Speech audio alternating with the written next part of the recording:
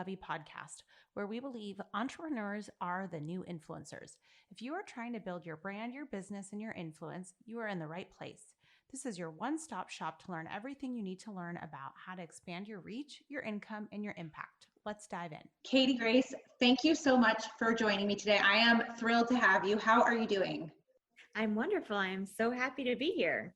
I am so happy to finally have you on because for those of you that don't know, Katee Grace is an incredible photographer, and she is the person that did my branding photo shoot when I was first starting my company. Basically, Katee just immediately put me at ease, and I was freaking out, had no idea how to do anything related to being in front of the camera.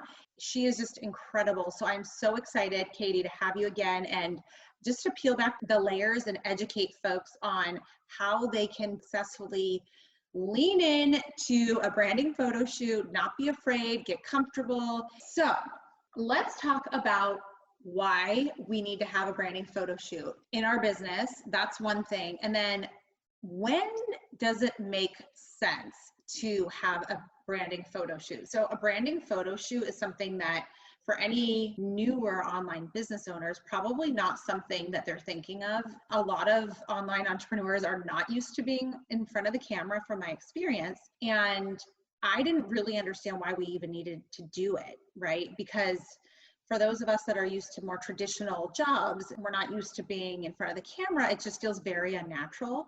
Is that something that you see a lot, Katee, in your business? Yeah, I think there's some reluctance because again, you're not a TV personality and you're not a model. You're a business person. You're an entrepreneur. You're a business person, whatever that field is. So there can be some reluctance to not see the importance of that because you're again not a model or not a TV person. So it's like, well, why do I need photos of me? But when you're doing entrepreneurial, when you're doing online, when you're doing things that you're really, especially even starting out when you're the brand, it's a really big, you are the brand. So it's a really, that image and people getting a feel straight away as soon as they see an image, for they know what type of quality to expect. Like quality, I think, is a big one because with just really solid photos, people know, oh, this person is legit. Yes. Instead of just the photo taken with the iPhone, which iPhone can do good depending on what you're doing with it. But just the random photo that's not really, it doesn't speak to your brand. It doesn't speak to what you're offering people, the level of service or any of the more soft components of your business and of your services.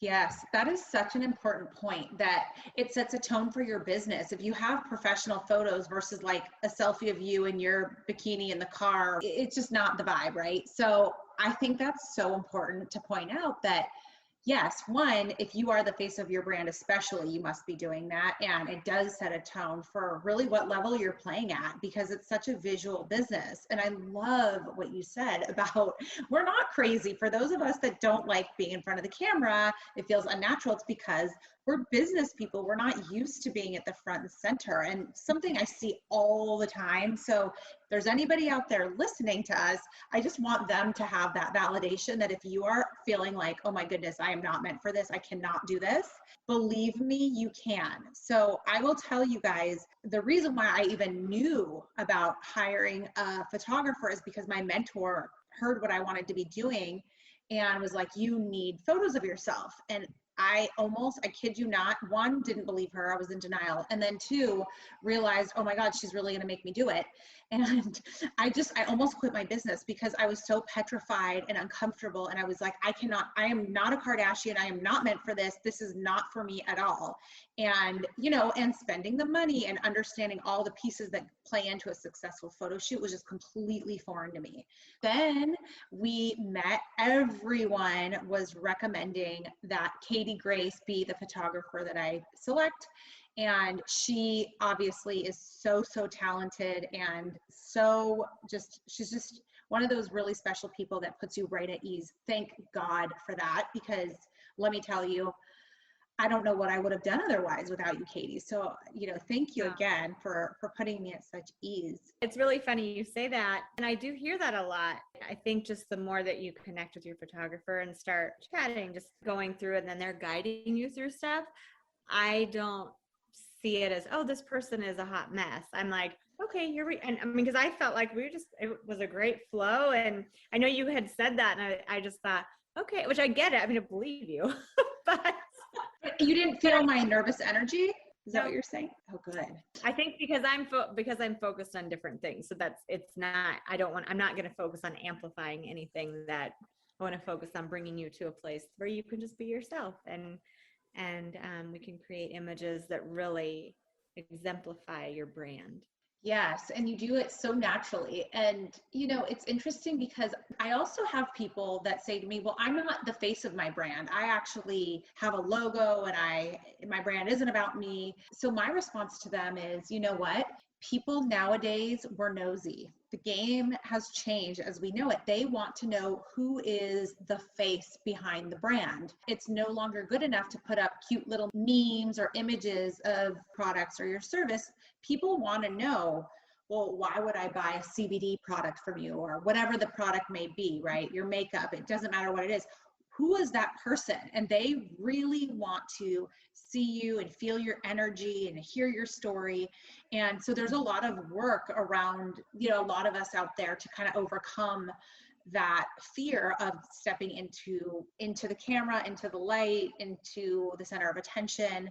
And so, for folks listening, if that is you still need to stand up and step out of the shadows and own your space and own your power and show your face. And so we are here to kind of coach you through what it looks like to have a successful branding photo shoot. So it's not like you just get to show up and smile. That's not it at all, right? Like, it's very strategic.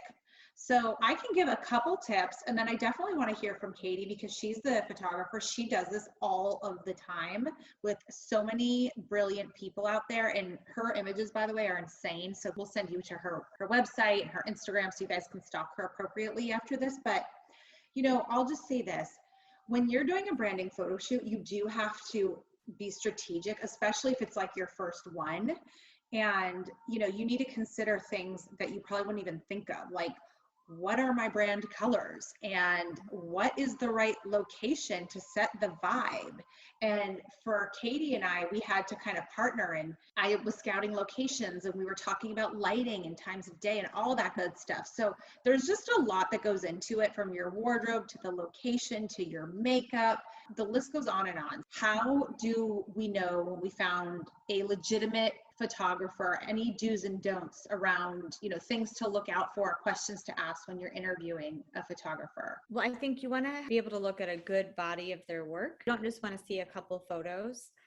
You want to be able to see a good body they don't have to be exactly what you're wanting, but even across their different work focuses, being able to see consistency is really important. If you're seeing a lot of inconsistency, or the images are flat, those kind of things, those are red flags, because as photographers, we should be putting only our best work out, first of all. So, and that's another thing too, is if you are still having questions, if you're like, I really like their work, and you have a good communication with them, if you want extra, just reassurance, you could even ask. It doesn't even have to be a branding shoot similar to yours. You could just say, can we look at a full branding session so I can know what to expect? And of course you can guide me through, the differences for my shoot compared to what we're going to look at. To that point, do we have to ask our photographer if they have done branding photo shoots? Is that a question versus, say, family photo shoots? Like, what if they're like, oh, I don't know, I normally just do family photos. Like, what is the vibe on that? What's the read? Yes. Well, I shoot a lot of families as well, but I shoot a lot of branding and a lot of lifestyle for commercial pieces. And it's important. You can still shoot families, but if you say, I shoot families, I haven't really done a lot of branding shoots, probably wouldn't be the photographer to hire. If it was a friend, you could always play around and take photos. But as far as hiring someone, I would steer away from that, just because there's different expectations and there's different needs. And just because they could be a great family photographer, if they haven't worked with brands or worked with branding, it's different, right? Because you need headers, you need like blank space, and those things when you're shooting, you need to know those things automatically as you're shooting along. I mean, to work from a shot list, especially if you're shooting lifestyle, I mean, you have a general idea, but you just need to already know, okay, we're going to need headers, we're going to need this, we're going to need bio photos, we're going to need lifestyle of this, like those are things that are just already in your brain as you're shooting. So without the experience, and then without the person being experienced with doing a branding shoot, it might be a little bit of a very stressful situation. You probably won't come out with the photos that either of you guys were hoping for. I love Just, that. just my guess, because experience is very helpful. Yes, that's really helpful to understand that, setting that tone from the beginning with your photographer that, hey, this is for my business. I need a branding photo shoot. I think just that is, a lot of people wouldn't know to even ask that, I don't think. And so what about the location? How important is it to find the right location? Is indoor versus outdoor preferred? Like, what are things that we need to know in terms of finding the right place to shoot it? Mm-hmm. That's a great question. Really excellent question. Because we talked about different locations that were really beautiful. But as we talked, it was, well, this would be good, but it won't be good because of X, Y, and Z. Either the time of day, or it's a really cool spot, but I think for branding photos, it looks a bit too much like a park, and that's not really what we want. So your locations are super important because that needs to reflect your brand. So depending on what your brand is, your location should be tailored to fit, again, that aesthetic, that vibe, and to speak to the people that you're speaking to. Because again, as just a wonderful business person, like, you're not a photographer, so you're like, oh, this is such a beautiful place. It's like, yeah, it is. And I remember there was a couple of places that we talked about, and I'm like, well, that could be good for like some headshots, but I wouldn't be able to get, as much movement or as much lifestyle. But that's just the difference. That's where your photographer is really helpful, because they already know, well, this could be good, or this is a really beautiful location, but it's going to be really busy. I don't know how that's going to feel with us doing photos, like you changing clothes and us being there for an extended period of time. Again, the experience factor with your photographer is super helpful, because they'll already know those potential like red flags for that location, and they can at least let you know. And if it's like, oh, that's fine, I'm okay with that, which is great, whatever the thing is. If it's a visual point and they discourage it, then I would listen.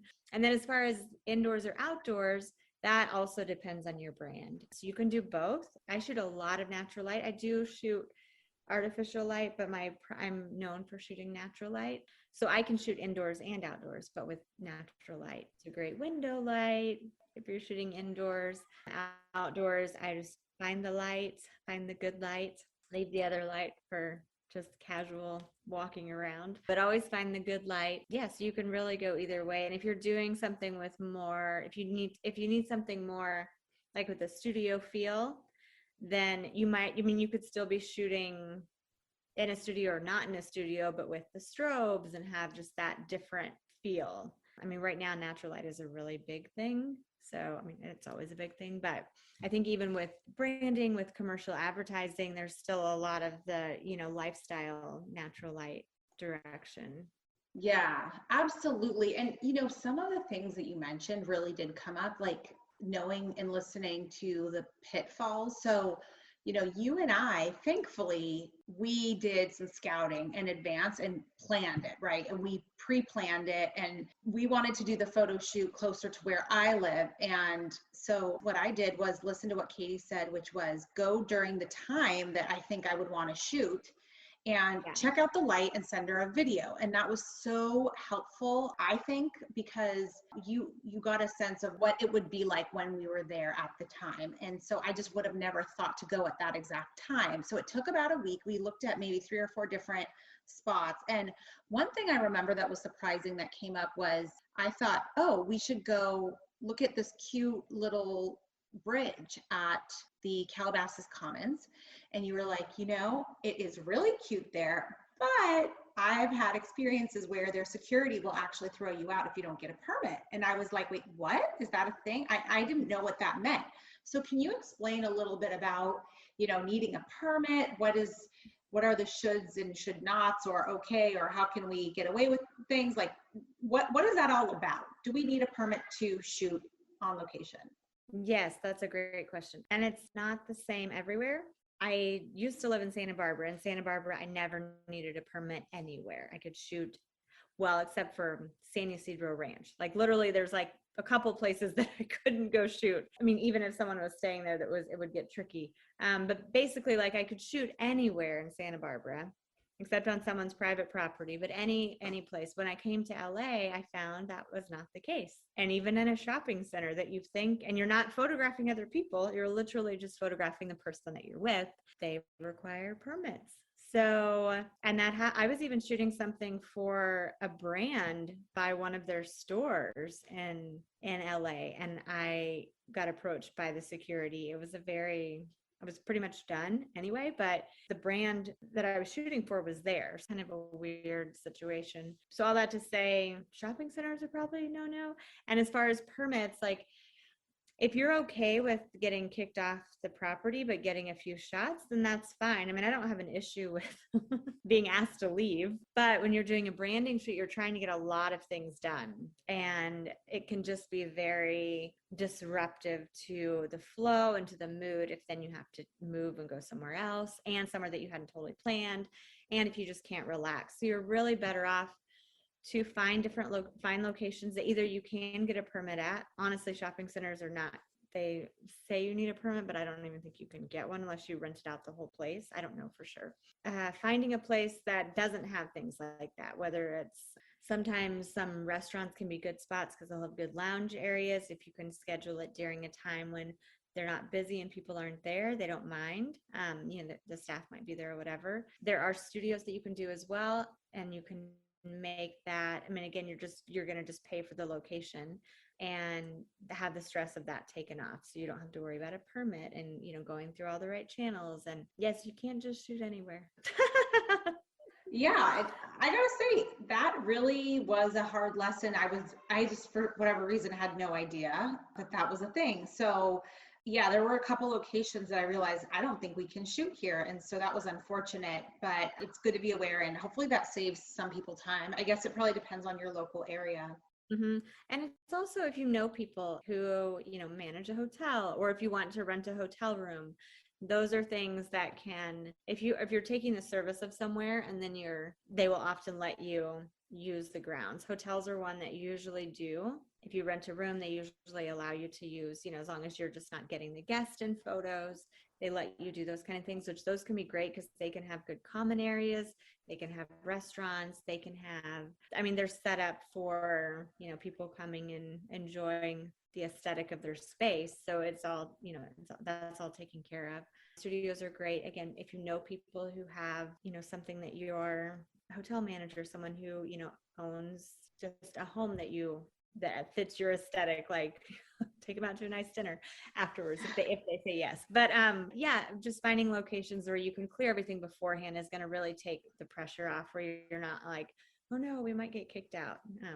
So yeah, that feeling when you're nervous. When we did my branding photo shoot, we ended up at a hotel.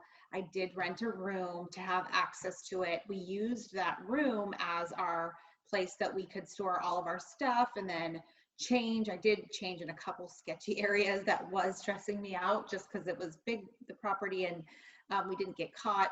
I hope I'm not on camera somewhere nude, but I don't think so. I think we're good. But yeah, I mean, that feeling of already being a little bit nervous walking into a photo shoot, and on top of it being afraid that you're going to be kicked out, is not a good feeling. And so that's why I thought bringing that forward, make sure that you're allowed to be where you are, because adding that factor to it just adds so much more stress to the situation that you do not want to take on. It's also interesting because I see a lot of people like doing beach photos, right? And for their branding photo shoots. And it's interesting because what I realize is a lot of times they need to bring a tent with them to change their outfits. So is that a thing? Should we be bringing tents wherever we go? How many people are doing that? Tell us about the tents.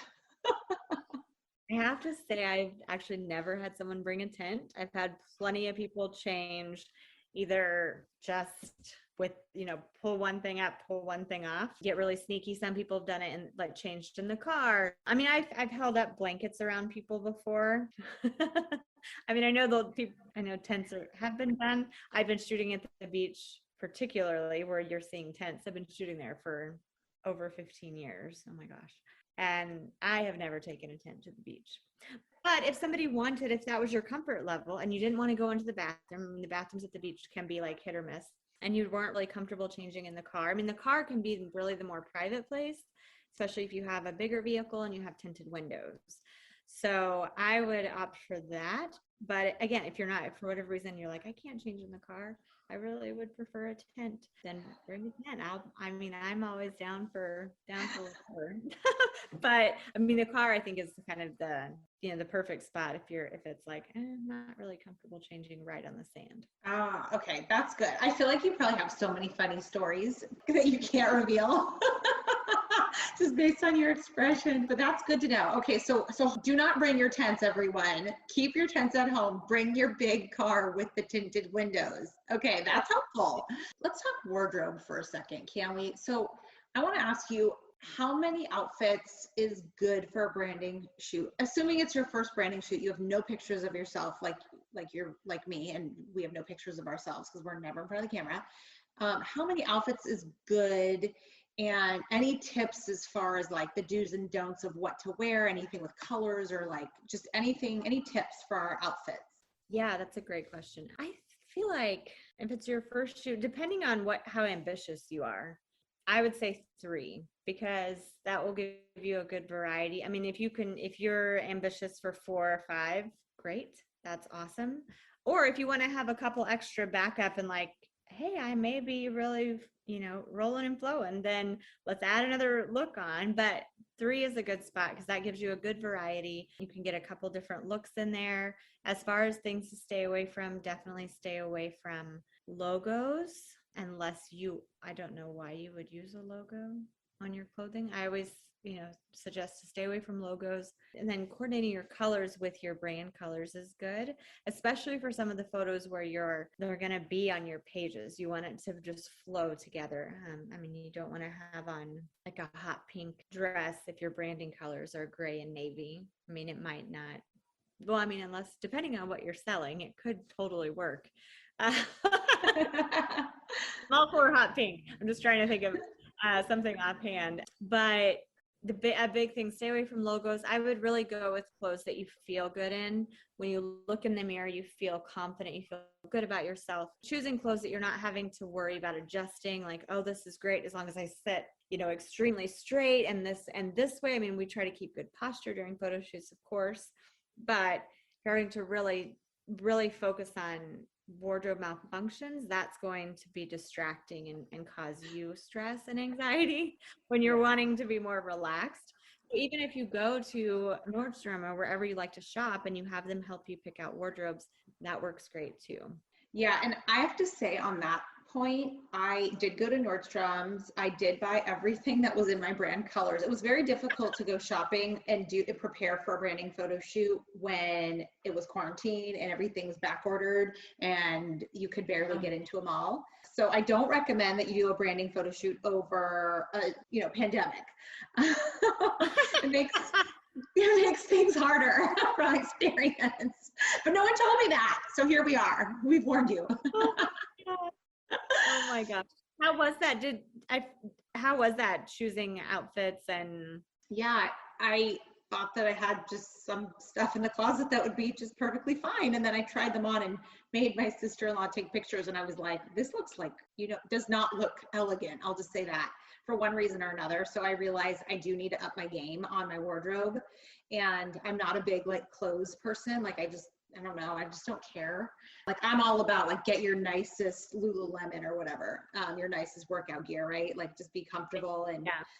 So I'm not huge on tons of clothes. So yes, it was, again, stressful, and looking for all different shades of pink that I wanted or whatever was interesting. But it's something that helped me was just looking at other people's websites to recognize that they're not wearing the most amazing clothes anyway. It's more plain colors usually, or I definitely recommend that people go and look at other people's websites that are in their niche to kind of get a flavor for like how they did it, and like just look at their backgrounds, look at their positions, their poses. That helped me to grab certain props. Like I grabbed my laptop and my phone. I wouldn't have thought of that otherwise. Just little things like that. If you're a podcaster, look and see, do they have a mic? What color mic? Or, you know, just different kinds of things you can play around with, different poses, different environments that they're at. So that was very helpful. But yeah, curating the right wardrobe did take some time. So I do recommend that you take time and space for planning. As people can probably see, like this does require a lot of planning, especially if you have no idea what this is all about and it's your very first one. It can be a lot. And the whole experience was very intimidating for me, I can definitely say. But after I did it, I mean, I really was very overwhelmed by the whole thing. To be completely transparent, I really, really genuinely was terrified. It sounds so ridiculous now. One thing that I'll say is if you could get your hair and makeup done just to make you feel more comfortable and confident, I think that's helpful.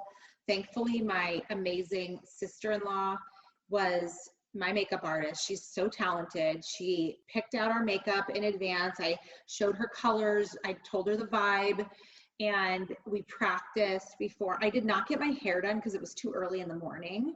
And I didn't want to have my amazing hairdresser wake up that early and like have her hate me. So I will say, I do think it's worth it if you can to book, and like, even if it's getting a blowout or something, like it doesn't need to be like prom hair or anything, but just like, you know, these are photos that stay with you and you want them to look really nice. So I do recommend that you make the time to book those things so that you're looking your best. I agree. And I would like to add to that. I definitely think anytime you're doing photos, if you can get hair and makeup, that for one, it gives you time to relax, just to sit there and not be frenetic and rushing around. Even if you just do one of them, either one. And then another thing, I would suggest not to do a new hairstyle right before your photo shoot. So not switching colors, not doing a totally drastically new cut right before. So any of those you would want to do, a bit prior, so you're comfortable with it and it's settled in, that kind of thing. Yeah, absolutely. And on that point, it's like these photos, they're going to stay with you and you're going to use them for so many different things, even if you don't know what you're using them for yet. Like in my case, I was like, I don't know what I need photos for.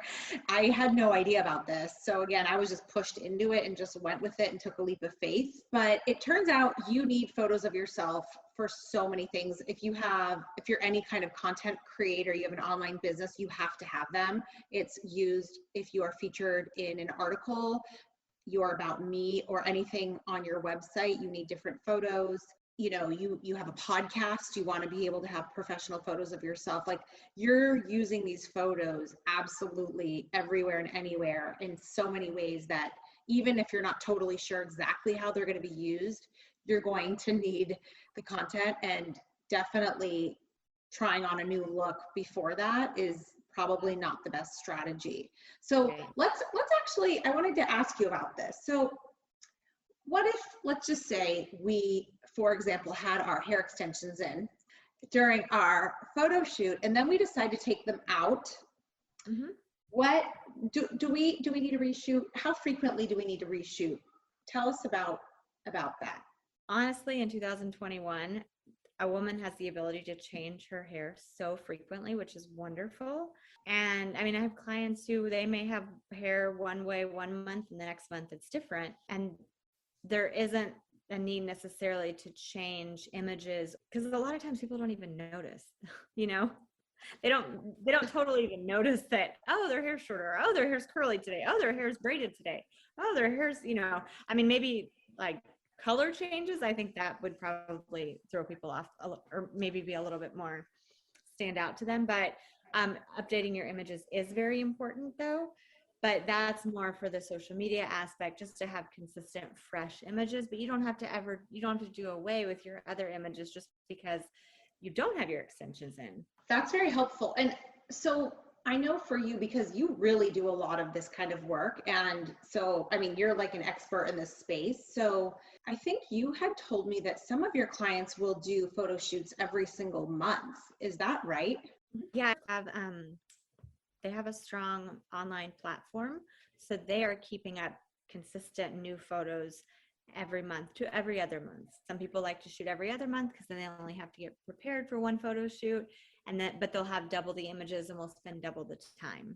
Especially nowadays, because we're seeing so much imagery for one, just having that fresh content, having fresh images, having even with our fresh content, then again having new images to go along with that, and then it reinforces too your brand's identity and then who's speaking, and it also gives you a chance to show different sides of, you know, your business, who you are, all of those things. Yes, that makes a lot of sense. So what about having your family in your photo shoot? When is that appropriate? When is it not appropriate? That is probably more of a personal point than anything. Most of my clients include their family at least somewhat, even if they're not a family or a mom brand necessarily. Especially today, I feel like people want to know, like you said, people are nosy now. I mean, we're always nosy, but people just want to know more. They want to know your story. They want to know who you are. They just want to know more to your story. And you know, adding those bits of family things, it makes you more relatable. It gives you a point of connection with people, those type of things. So I think those are some reasons why, even if you're not a mom or a family brand necessarily, that those are still good to incorporate however you see. And then if you're speaking, I mean, still, yeah, I think that goes to your comfort level and then to who you're speaking to, who your audience is. Yes. Yeah. And for me, I'll be totally transparent on this. I didn't know if my business was going to be a real business or not when I did this. I felt like it was putting the cart before the horse for me. Like I didn't feel ready, like, or that I even needed a branding photo shoot, because I was just had no idea about this entire space, to be perfectly honest. So my feeling was like, you know what, even if my entire business fails, I still want nice photos with my family. So what we did was, because I wasn't totally sure if I was going to be including pictures of my family, my business yet, even it was just so early on. And so what I did was I split the time, and I wanted to make sure I had time with just me, making sure I get those, you know, one-on-one photos or whatever of just me on my own for my business. And then we brought in the family for a short time. And definitely, if you do have kids, bring them snacks and like plan it out. Remember, we did it like early enough so that they weren't falling apart. Like we planned it so that the kids would not be shooting during the witching hour and be falling apart in a nightmare, because Katee would never talk to me again if I did that to her. I would be fun. Yeah, if you're bringing kids in, we want to make sure they're well fed before they come. Have snacks on hand just in case, and then have them a part of the photo shoot during their best time of day. So Yes. not right before a nap and not right after a nap, and not like right before dinner if you're not going to feed early. Okay, that's great. And I know we brought candy just to bribe them, to like get them extra happy. So that never hurts, right? Why not? I mean, Yeah. I've had some parents too. They will give their, you know, kid you did so good. You did so good at your job, especially if it's like something like that, this type of shoot, you know, that's more branding. They're like, oh, you did so good at your job. Here, you got $1 today. So there can be some other lessons you can incorporate into photo shoots. All kinds of rewards. Yes, I love that. I love that. And especially if they're going to be on camera, you can treat it like a business and pay them. I love that. I mean, let them get into the entrepreneurial game early. Why not? I love that. Yeah. And, you know, one other thing that had come up for me, which was a question that we didn't hit on, was around, do I need to bring my hair and makeup people on site with me? So again, I didn't have a hairdresser, but my sister-in-law is my makeup artist, so to speak. And she came with me just to do touch-ups and things like that. So I think, do most people bring a makeup artist or a hairdresser with them, or do they usually just show up by themselves? I mean, everybody's different, because some people are going to want a bigger change in the hair, you know, in a couple different looks. So they might start off down, they might then go curly, and then they might do something up. So if you're wanting to change your hair, then most likely you will want to have somebody on there for you. And even if you just bring a friend or a sister-in-law, who, whether they do makeup or not, who can be there just kind of to be your right-hand person with all your stuff for any touch-ups that you need, that also works really well for makeup. But if you're wanting multiple different looks, then yes, people are bringing hair or makeup on with them, which I That have some makes great, sense. I have a, yeah, if your photographer or you have great recommendations, definitely if you can do a trial with the person, that can be helpful. It's not the end of the world if you don't, if you've seen enough of their work and you feel like you have good communication. That's great. And oh, with the kids, I have a note that I didn't want to forget, that you should bring a first aid kit, because I think Charlotte started like bleeding or something, and I didn't have a Band-Aid. That was weird. I don't remember what that was all about. We kept the kids in one outfit and an easy location in case they need the bathroom. And then, oh, you know what else I brought? I brought a comb in case, their hair gets crazy or whatever, just bring that, and wipes, because if you give them candy in between shoots, location shoots or whatever, like my daughter, with all due respect to her, she needs a wipe after she eats anything. She's not the tidiest of eaters, so just cute little things that I didn't want to miss.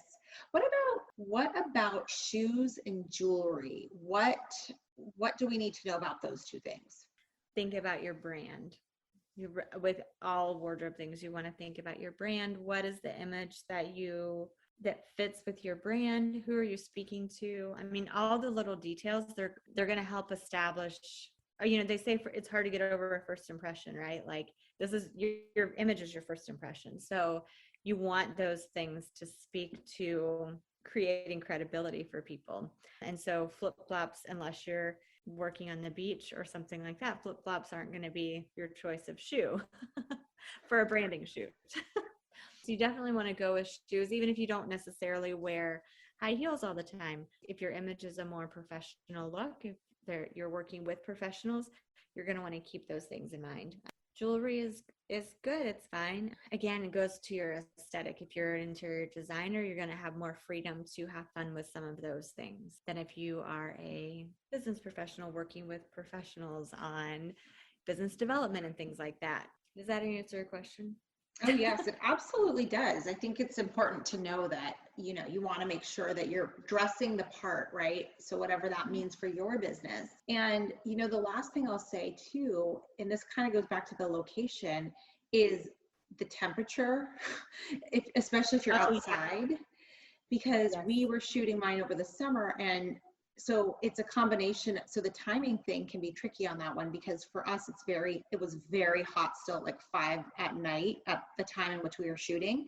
And so I was like, okay, well, the golden light would be great and everything, but I'm going to have to say no to that, because it was like over 100 degrees. And so that's something to consider too, right? Absolutely. Absolutely. Yes. Especially if you're shooting outdoors. Yeah, you want to know your temperatures and planning according to that. You don't want to try to brave it in the heat, because it's not about being willing to do it. It's just there's a lot of makeup things. You're not comfortable. I mean, there can be all kinds of sweat issues that could happen. So yeah, checking your weather and knowing that your weather is something comfortable if you're shooting outdoors, and planning accordingly. Always easier to be cooler than hot, because you can kind of bear through that a little easier sometimes than if it's too hot, at least in my experience. Yes, absolutely. Okay, the last thing I wanted to ask you about was around the amount of time we need and budget. Should we expect that it's an hourly rate, or is it a block, or does it totally depend on the photographer? Like, what can folks expect of when they're asking for a branding photo shoot? Yeah, it definitely can depend on the photographer. Most photographers I know deal with package basis for things like this, because we already know what the needs are. So we're setting you up with, here, you need, you need 3 hours, 3 or 4 hours. So you have time for the different looks. You're not a model, so you don't have to be like, you don't need to feel this frenetic moving. You're just performing the whole time. So photographers that I know typically work with a package setup, because we just want to make it easy for you. So a package for the day, like here's 3 hours or 4 hours kind of a thing? Okay. Yeah. And I think we had done 3 or 4 hours, something like that. And that was just the right amount of time. I think I was one of those ambitious people and brought like 20 outfits and we got through. But we got through a lot, which was great. I mean, it's like if you're willing to try, and if you're like in a good flow, it's like, well, great, let's go on to the next one. I'm already ready with one. Yeah. So. Yeah. I brought, I think it was actually 8 outfits. It was 7 or 8, and we did do all of them. That's right. Fast and furious, man, right? Like you definitely can do it. And yeah, so I mean, the more outfit changes you have, it definitely adds more time in terms of changing in between. So I think it definitely depends on where you are and how close you are to being able to change your outfits physically, of course. So, just all of those different logistics are all things that I just had no idea that I should be thinking through. It's just good to be able to share it for people that just had no idea what to expect. I think all of these things are super helpful. And I actually created a checklist for folks that want these tips kind of all written down for them. So I'll link that in the show notes as well. These are all tips and things that I learned just from doing one photo shoot with Katee. And, it went swimmingly. I've used those photos just everywhere in so many ways. So it was absolutely worth the investment and the time and all the, mental strain and stress and emotions. I'm glad I didn't quit my business. So thank you for being such a wonderful person to work with. Katee, you are so special and so amazing. And I cannot wait to continue to work with you, and probably am due for another photo shoot just to kind of keep it fresh, So we're going to have to chat about that. We will. Yeah, we had a great time. I forgot that we went through that many outfits, but it worked great. I mean, yeah, again, like you were ambitious and willing to try, which is, I mean, I'm always, I know too, when we were getting the shots and I'm like, we've got enough in this outfit, like we can move on. If you're willing to like bring them and just be prepared, then as your photographer, we can say, okay, great. We got a lot of really good stuff in this. I think we can go on to the next look.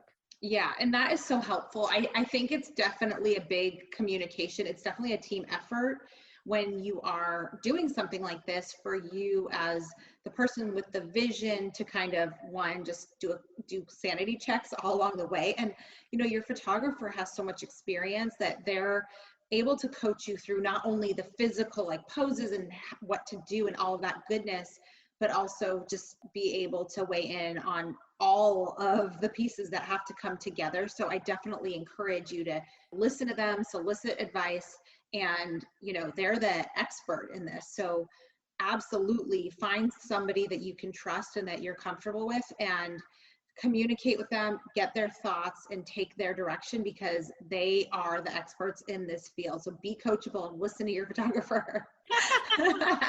They're the boss. We want the best for you. That's what we're here for. Okay, well, you are just a wealth of information, and you are so talented and lovely. And thanks again for being on. All right, that is it for today. Now, as you know, some of our best conversations actually happen after the show. So I want you to find me on Instagram at Kimberly Lovey and let me know your thoughts about today's show. You can screenshot this episode and let us know what your biggest takeaway was and tag me at Kimberly Lovey, and we can share it on our stories. I will see you again, same time, same place next week.